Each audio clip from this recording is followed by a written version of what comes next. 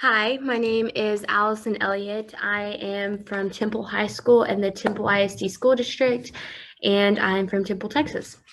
So today I'm going to be presenting my Reading Rainbow interactive bulletin board for the elementary school level.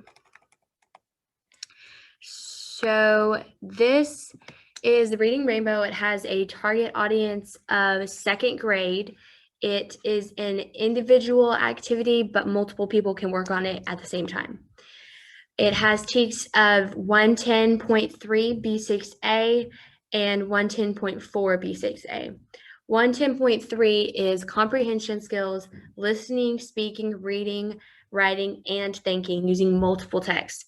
The student uses a metacognitive skills to both develop and deepen comprehension of increasingly complex text.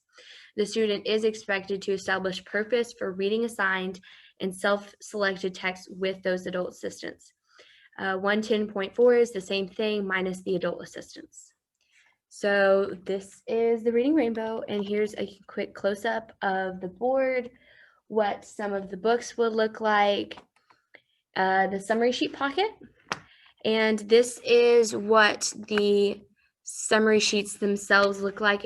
I'll go over in detail what they're for and such later, but this is just a quick overview of them, the front and the back of them.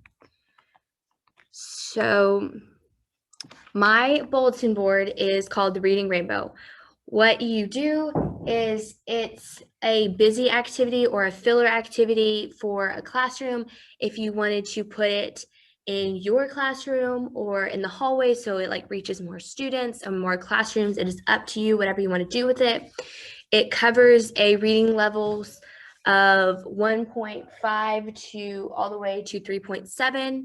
That way, if you have kids who are maybe struggling a little bit to catch up and aren't quite on that second grade reading level, then you can accommodate those students. And same for students who are a little bit ahead, they can skip to the more advanced reading levels so they can have something to read as well.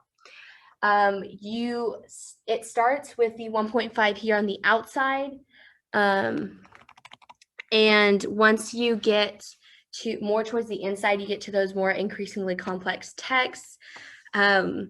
You start on whatever reading level you're comfortable with, and you make your way all the way around that arc and then just keep going further in. So like if you're a little farther behind, you'll start more towards the outside. And if you're a little bit further ahead, you start quicker towards the inside with more complex books. There are more books on the outside levels, but that is only because those are a little bit less complicated books. That way, you're not saying the easier books to read there's less books of them, so it's uneven. That way, it all balances out. The farther you get in, the less books you have, but the more difficult the books are to read. And you have a self-check of either one of these summary sheets or you would take an AR test on it.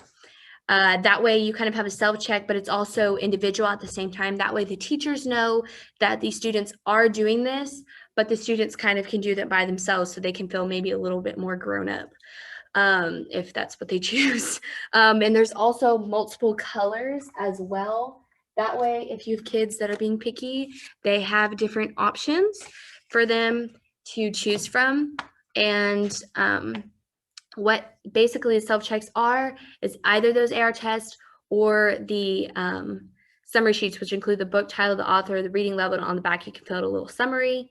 And the nice thing is all these books are in the library. That way they're accessible to everybody. Nobody has to go looking for them.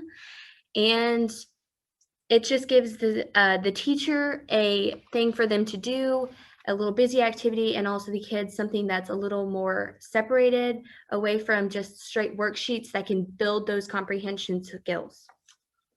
The whole point of this is to keep going further in so you can continue to build those comprehension skills. And yeah, that's it.